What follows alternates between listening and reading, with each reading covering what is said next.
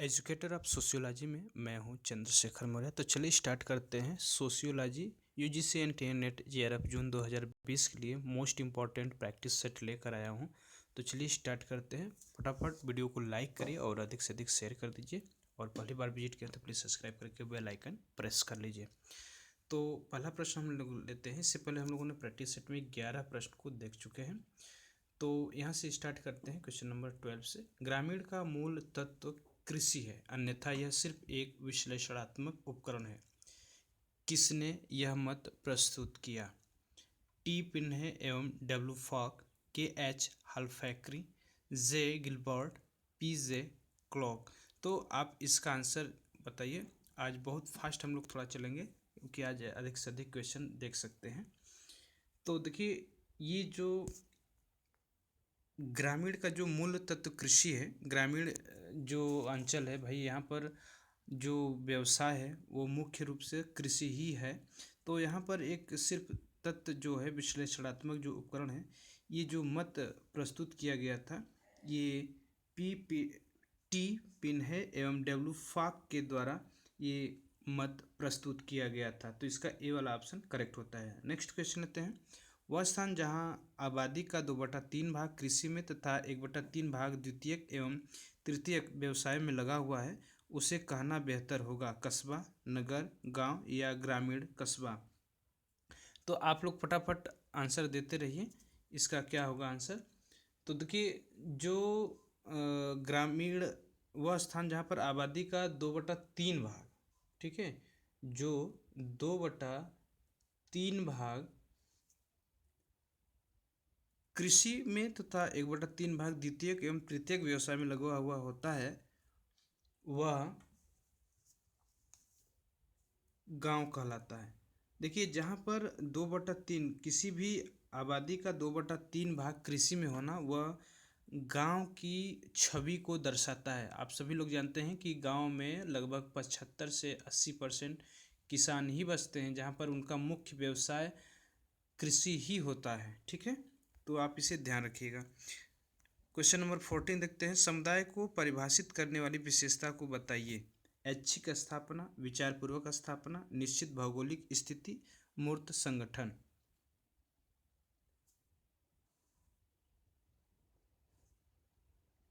तो question number 14, इसका जो बेस्ट ऑप्शन है वो हो जाता है हमारा निश्चित भौगोलिक स्थिति।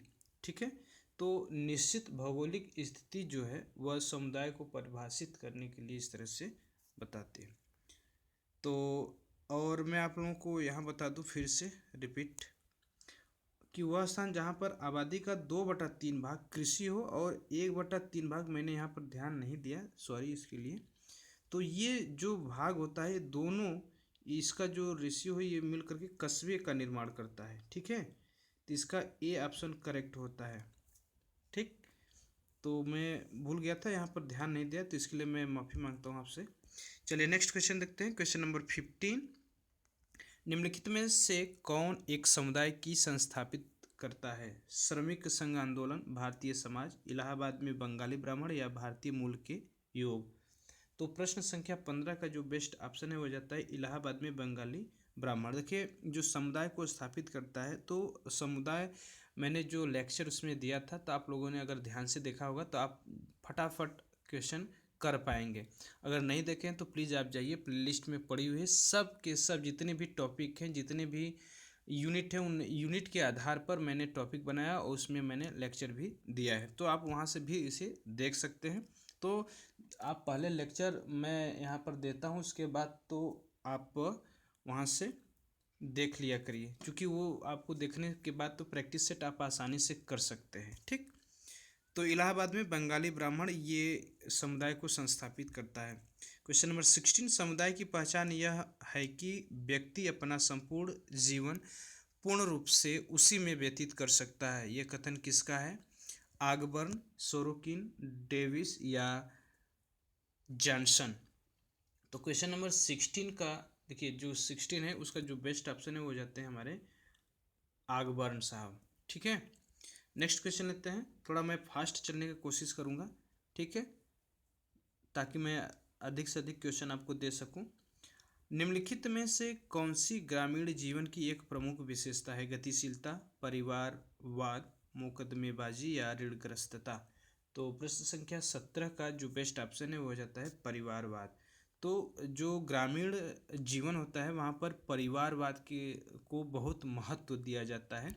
अगर आप गांव से बिलोंग करते हैं तो आप इसके लिए बहुत ही भली भांति जानते होंगे। इंडियन विलेज नामक पुस्तक के लेखक कौन है?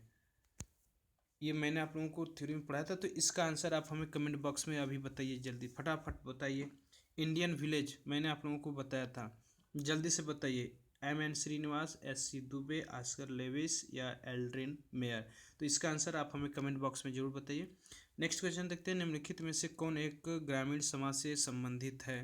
परिवर्तन, नियम शून्यता, गतिशीलता या कृषि। तो क्वेश्चन नंबर 19 के लिए जो बेस्ट ऑप्शन है वो जाता है हमारा कृषि।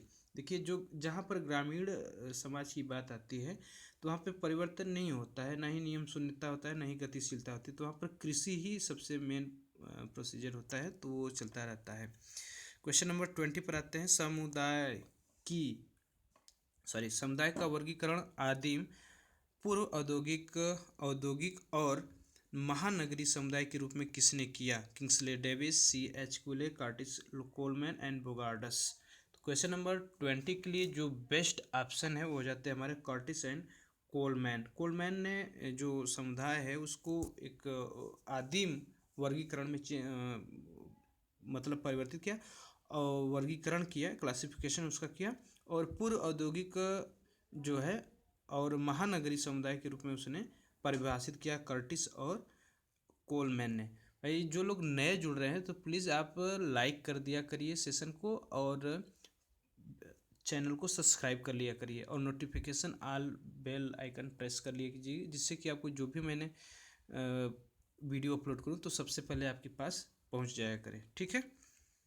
और वीडियो को अधिक से अधिक शेयर करिए। आप सभी लोगों को पता है कि जो सबसे अधिक शेयर करेगा वह जो भी पेपर फर्स्ट और पेपर सेकंड के लिए जो भी डाउट है तो वो डायरेक्ट हमसे पूछ सकता है, वो कमेंट सेशन के जरिए नहीं, बल्कि आप वो डायरेक्ट पूछ सकते हैं जो भी आपको डाउट होंगे, ठीक। तो जो अधिक से अधिक शेयर करेगा जिसके लिए, तो उसके लिए व्यवस्था रहेगी। नेक्स्ट क्वेश्चन देखते हैं 21, लघु समुदाय की अवधारणा किस संदर्भ में अधिक प्रासंगिक है? कृषि कृषक समुदाय, ग्रामीण समुदाय, ईसाई समुदाय या मुस्लिम समुदाय। और मैं आप लोगों को बता दूं कि पेपर 1 की प्रैक्टिस सेट आप लोगों को और लेक्चर जो है सुबह में आप लोगों को मिल रही है, तो आप वहां से भी देख सकते हैं। और पेपर फर्स्ट के लिए अगर मैथ आपको चाहिए तो आप हमारे चैनल ग्लो विद शेखर पर जाइए, वहाँ पर मैथ के नाम से प्लेलिस्ट में पड़ी हुई है, उसमें सभी जितने भी UGC NTA नेट के जितने भी टॉपिक है तो वहाँ से आप मैथ के लिए भी देख सकते हैं, प्रिपरेशन कर सकते हैं। तो 21 का जो बेस्ट ऑप्शन हो जाता है वो हो जाता है हमारा ग्रामीण समुदाय। देखिए, लघु समुदाय की जो अवधारणा है वह इसके संदर्भ में जो ग्रामीण समुदाय है वह सबसे ही प्रासंगिक होती है, क्योंकि जो लघु समुदाय है वो ग्रामीण समुदाय में ही पाया जाता है, ठीक है। नगरीय जीवन पद्धति के लिए नगरीयता की अवधारणा किसने प्रतिपादित की थी? पार्क, बर्जर, मूर या विर्थ। तो 22 का जो बेस्ट ऑप्शन होता है वो हो जाते हैं हमारे पार्क साहब। यानी नगरीय जीवन पद्धति के लिए जो नगरीयता है की जो अवधारणा प्रतिपादित किया था वो पार्क के द्वारा प्रतिपादित किया गया था। निम्नलिखित में कौन सी विशेषता नगरीय समुदाय की नहीं है? बहुत ही इंपॉर्टेंट क्वेश्चन, निगेटिव फॉर्म में। मुद्रा अर्थव्यवस्था, गतिशीलता, सामाजिक समरूपता या कृत्रिमता। तो देखिए यहाँ पर मैं आप लोगों को बताऊं कि 23 का जो बेस्ट ऑप्शन होता है सामाजिक समरूपता। मतलब जो नगरीय समुदाय की जो विशेषता नहीं है कि वो सामाजिक समरूपता वहाँ पर नहीं होता है, बाकी मुद्रा अर्थव्यवस्था, गतिशीलता और कृत्रिमता होती है। नेक्स्ट क्वेश्चन है, समाजशास्त्रीय दृष्टिकोण में से कौन सा उदाहरण समुदाय की रचना दर्पण है? सेवाश्रम, जेल, आवासीय समूह या ग्राम। तो 24 का जो बेस्ट ऑप्शन होता है वो जाता है हमारा ग्राम।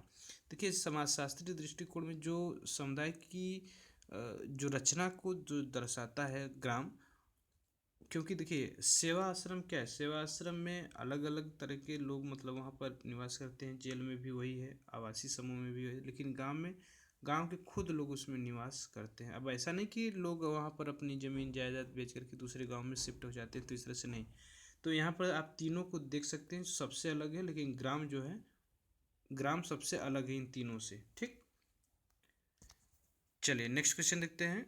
ग्रामीण व नगरीय समुदायों में भेद बनाने के लिए सही आधार बताइए। एकाकी परिवार, अतिरिक्त साधन, सामाजिक संबंध या वर्ग पृथक्करण।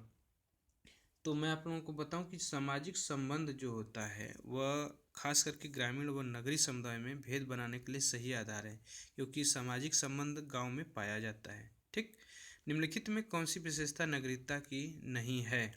विभिन्नता, सामाजिक संबंधों में खंडीकृत विशेषताएं, भाग्यवादी समुदाय, अंतःनिर्भरता की उच्च मात्रा। तो 26 का जो बेस्ट ऑप्शन है वो जाता है हमारा भाग्यवादी समुदाय, यानी सी वाला ऑप्शन करेक्ट होता है। ये भाग्यवादी समुदाय नगरीयता में नहीं है।